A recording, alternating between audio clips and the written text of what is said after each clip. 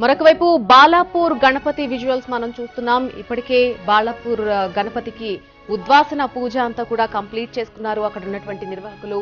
8:30 ప్రాంతంలో వేలానికి సంబంధించి కూడా పూర్తి ప్రక్రియ స్టార్ట్ అయిపోతుంది. అలాగే శోభాయాత్ర కూడా స్టార్ట్ అయిపోతుంది. లడ్డు వేలం తర్వాత బాలాపూర్ గణేశుడు శోభాయాత్రకు పయనమవుతాడు. 8:30 ప్రాంతానికి పూర్తిగా వేలంపాటకు సంబంధించి ప్రక్రియ అంతా కూడా పూర్తయ్యే అవకాశం కనిపిస్తోంది. ఇక ఇటువైపు చూసినట్టయితే ఖైరతాబాద్ గణనాథుడు నెమ్మదిగా ముందుకు కదులుతున్నటువంటి దృశ్యాలు కనిపిస్తున్నాయి. ఉదయం 6 గంటలకే ఖైరతాబాద్ శోభాయాత్ర ప్రారంభమైపోయింది. ప్రతి సంవత్సరంలా కాకుండా ఈ సంవత్సరం చాలా త్వరగా గణేశుని శోభాయాత్ర ప్రారంభమైందనే చెప్పుకోవాలి. ప్రతి సంవత్సరం కూడా ఎప్పుడు ఖైరతాబాద్ గణనాథుడు ముందుకు కదులుతాడా, ఎప్పుడు స్టార్ట్ అవుతుందా అంటూ కూడా చూసేటువంటి వైనం మనకు కనిపిస్తుంది. కానీ ఈ సంవత్సరం దానికి పూర్తి భిన్నంగా చాలా ఉదయానే, అంటే ఉదయం 6 గంటలకని చెప్పారు. ఖచ్చితంగా ఉదయం 6 గంటలకే శోభాయాత్ర ప్రారంభమైపోయింది. నెమ్మదిగా అక్కడ క్రౌడ్ పెరుగుతూ ఉంది. ప్రస్తుతం మనం విజువల్స్ లో చూడొచ్చు. ఇప్పటికే పోలీసులు భారీగా అక్కడ మోహరించినటువంటి దృశ్యాలు మనకు కనిపిస్తున్నాయి.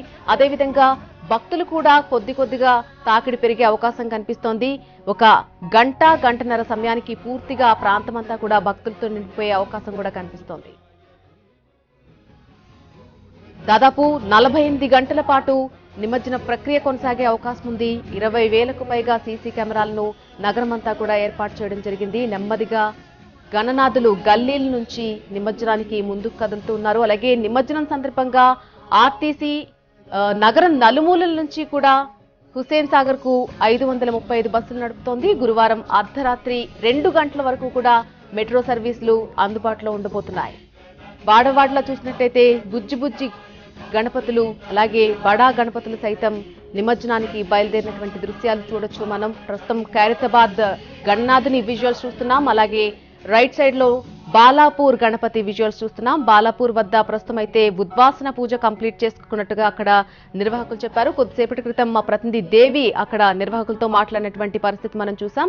నిర్వాహకులు ప్రస్తుతం అక్కడ ఉద్వాసన పూజలో అందరూ కూడా పాల్గొన్నారు. ఉద్వాసన పూజ దాదాపుగా కంప్లీట్ అయిపోవచ్చింది. ఆ పూజ తర్వాత వేలంపాట ప్రక్రియ అనేది నడవబోతోంది.